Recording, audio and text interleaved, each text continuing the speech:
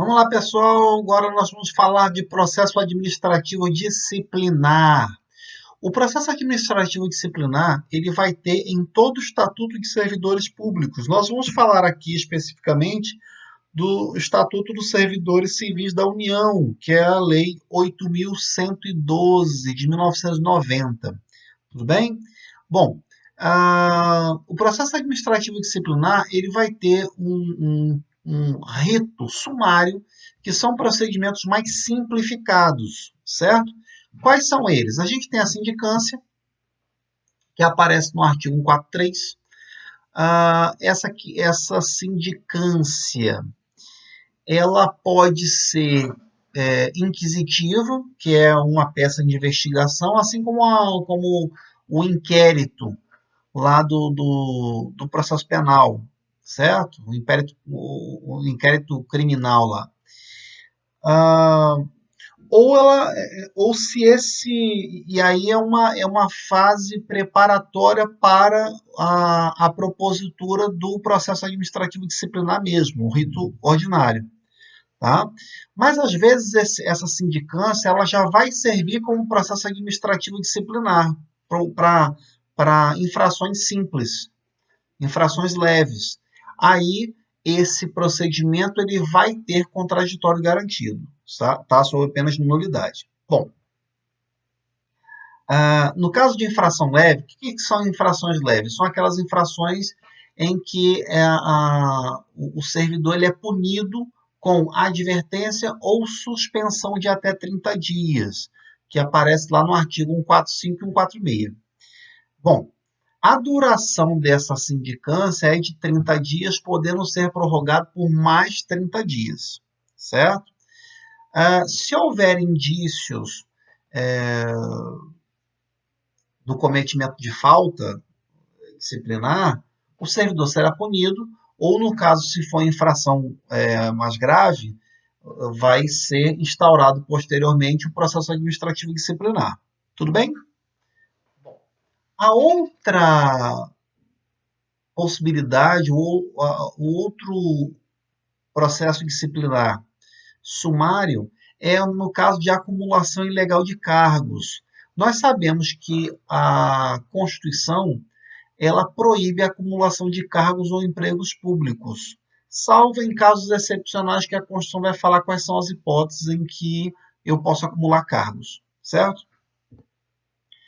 Mas se o servidor acumula mais de um cargo, quer dizer, ele tem mais de um cargo público simultaneamente, tá? Fora daquelas hipóteses que a Constituição autoriza, essa acumulação de cargo ou de emprego público é ilegal. E aí o servidor ele terá que sair do cargo. Gente, vamos lá. É difícil identificar se o servidor ocupa cargo ilegal ou não? Não, é bem simples. Tá? Como é simples, não precisa de um processo demorado, é coisa rápida. O que vai acontecer? Eu vou notificar o servidor para que no prazo de 10 dias ele escolha qual é o cargo que ele vai ficar. Se ele vai ficar aqui ou se ele vai ficar lá. Tá? Se esse servidor escolher um cargo, ele pede a exoneração do outro e esquece o assunto, morre o assunto aqui. Se o servidor ele não optar, não fizer a opção e ficar teimando e falar, deixa para lá, não vai dar nada, aí o processo continua e aí ele vai ser demitido de ambos os cargos. A penalidade é de demissão. Tá? A conclusão desse processo é de 30 dias, podendo ser prorrogado por mais 15 dias. Processo rápido, não tem por que demorar isso, certo? Bom, o outro caso que nós temos de processo sumário é o de abandono de cargo. Quando o servidor, por 30 dias corridos, seguidos, ele não aparece para trabalhar. Tá? Lógico que eu tenho que ter presente o ânimo de abandono, a intenção de abandonar o cargo. Né? Pode acontecer que o servidor apareça depois e ele fala, não, eu bati um veículo, eu sofri um acidente de carro, eu fui atropelado na estrada e eu estava em coma como indigente no hospital, eu fiquei por 60 dias lá inconsciente, agora que eu acordei e voltei. Esse servidor, ele tinha ânimo de abandonar o cargo público dele? Não. Então, ele não pode ser demitido. Tá? Se já tiver acontecido, é muito difícil de acontecer de imediato. Tá? A administração pública é lenta. Tá? Não sei se vocês sabem disso. Não é tão lenta igual o judiciário, mas é lenta. Tá? Então, demora um pouco para isso acontecer. Então, geralmente, dá tempo do servidor voltar e justificar as faltas dele. E está resolvido. A outra possibilidade é a de inassiduidade habitual. A inassiduidade habitual ocorre quando o servidor se ausenta por 60 dias intercalados num período de 12 meses. Quer dizer, dentro de um ano, o servidor falta 60 dias. Gente, faltas injustificadas. Se o servidor faltar com o atestado médico, não conta, não entra nessa conta. É aquele dia que o servidor vai emendar feriado, ele emenda o feriado, né? Tá lá o carnaval e ele continua, fica uns dias a mais, prolonga e tudo mais. Esse servidor falta muito, então ele não serve para a administração pública, ele vai ser também demitido. A pena é de demissão nesses casos, tudo bem? Nesses casos. E no procedimento sumário? Aí é o processo administrativo disciplinar mesmo. A lei vai falar que o processo terá duração de 60 dias, podendo ser prorrogado por mais 60. Tá? Quais são as etapas? A gente tem a instauração do processo, depois é feito um inquérito administrativo dentro do processo, e depois vem a decisão. Nesse inquérito administrativo, a gente tem a instrução, defesa e relatório. Depois vem a decisão da autoridade competente. Vai ser nomeada uma comissão julgadora, uma comissão processante. A comissão vai processar, vai colher as informações, vai fazer a instrução do processo, vai ouvir a defesa, vai receber a defesa e fazer o relatório e entregar à autoridade competente. Tá? O servidor aqui ele pode ser afastado cautelarmente por um período de até 60 dias com direito à remuneração. Passados 60 dias e o processo continuar, ele volta a trabalhar normalmente. Esse período, na verdade, é para evitar que ele destrua provas, esse tipo de coisa. Tá? Bom, lá na instauração do processo, ela vai ocorrer como? De ofício, a autoridade competente toma conhecimento e edita uma portaria determinando a abertura do processo, tá? Ou por denúncia. No caso de denúncia, vai acontecer a mesma coisa. Chega a denúncia e aí a autoridade competente determina a abertura do processo administrativo disciplinar e pode ocorrer denúncias anônimas, tá, gente? Isso é muito importante, porque às vezes a pessoa toma conhecimento do caso, o cidadão, e ele não quer falar para não sofrer nenhuma represália e tal, ele faz uma denúncia anônima, sem problema, e a administração tem que possibilitar isso, certo? Nomeia-se a comissão do PAD. Essa comissão ela vai ser formada por 3 servidores estáveis. O que significa isso? Servidores que já tenham passado no estágio probatório, são servidores efetivos, certo? O presidente da comissão ele tem que ter um cargo igual ou superior àquela pessoa que está sendo processada, certo? Logicamente que o artigo 50 ele vai falar sobre o sigilo do procedimento. Por quê? Para a gente não lamear a carreira, o nome desse servidor, porque às vezes pode acontecer de que o servidor não fez nada, aquilo não passa de um boato, e o processo administrativo ele foi instaurado à toa, tá? Então, e aí cuidado também que instaurar processo administrativo à toa pode ser configurado como ato de abuso de autoridade previsto na nova lei de abuso de autoridade. Cuidado com isso. As autoridades competentes elas precisam ser muito responsáveis sobre as penas da lei. Tudo bem? Bom, o inquérito aparece lá no artigo 153 ao 166.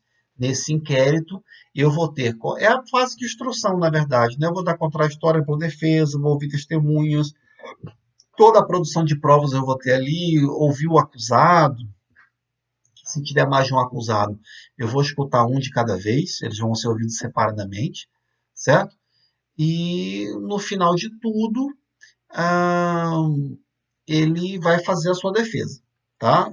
O servidor é citado depois disso, depois que o servidor é ouvido, é interrogado, ele recebe a citação para apresentar defesa no prazo de 10 dias.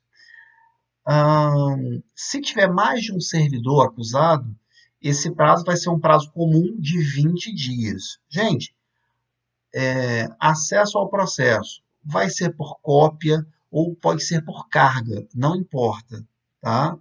Eu tenho que dar amplo acesso aos autos ao servidor, tá? Ou ao seu advogado, certo? A citação desse servidor pode ser por, por edital também, tá? Ele no local incerto e não sabido, pode acontecer. Nomeia-se um defensor do ativo para ele e ele vai ser processado. Nomeia lá um defensor público, não sei se a defensoria pública vai atender esse tipo de processo, mas tá lá. Bom, no relatório, o que a comissão vai falar no relatório? Vai fazer um resumo do que aconteceu. Vai dizer qual foi a denúncia, vai dizer ali o que aconteceu na instrução do processo, o que o servidor apresentou em sua defesa, e no final vai fazer um relatório. O finalzinho, na verdade, ele vai dizer o que a comissão sugere, tá? Se vai condenar ou absolver o servidor, né? E, lógico, fundamentado as razões de fato e de direito sobre o caso. E aí encaminha-se à autoridade competente que fará o julgamento no prazo de 20 dias. Lógico, isso aqui é prazo impróprio, tá, gente? O prazo acaba passando, não tem problema, não há nulidade do processo. Se bem que existem alguns julgados, os tribunais, vocês vão encontrar jurisprudência aí, no sentido de que se ocorre uma ilegalidade se o processo administrativo demorar tempo demais. Mas não quer dizer que há uma nulidade no processo. Por exemplo, em alguns estatutos de servidores, há um impedimento do servidor, sendo processado num PAD, ele ser aposentado. Tá? Aí o servidor tem que esperar a conclusão. Então, já aconteceu algumas situações do servidor impetrar o mandado de segurança para conseguir fazer a apostadoria dele logo. Tá? Isso aí já aconteceu. Mas não é que o processo administrativo vai ser anulado por conta disso, não. Tá? Bom, o artigo 142 da Lei 8.112 vai falar de prazos de prescrição. Tá? No caso de advertência, 180 dias, suspensão 2 anos e demissão 5 anos. O prazo começa a contar do conhecimento do fato, certo? E aí nós temos causas de interrupção da prescrição, a instauração da sindicância, né, lá no processo, ou a instauração do próprio processo administrativo disciplinar. Tudo bem? Então, acabamos aqui o processo administrativo disciplinar. Um forte abraço a todos.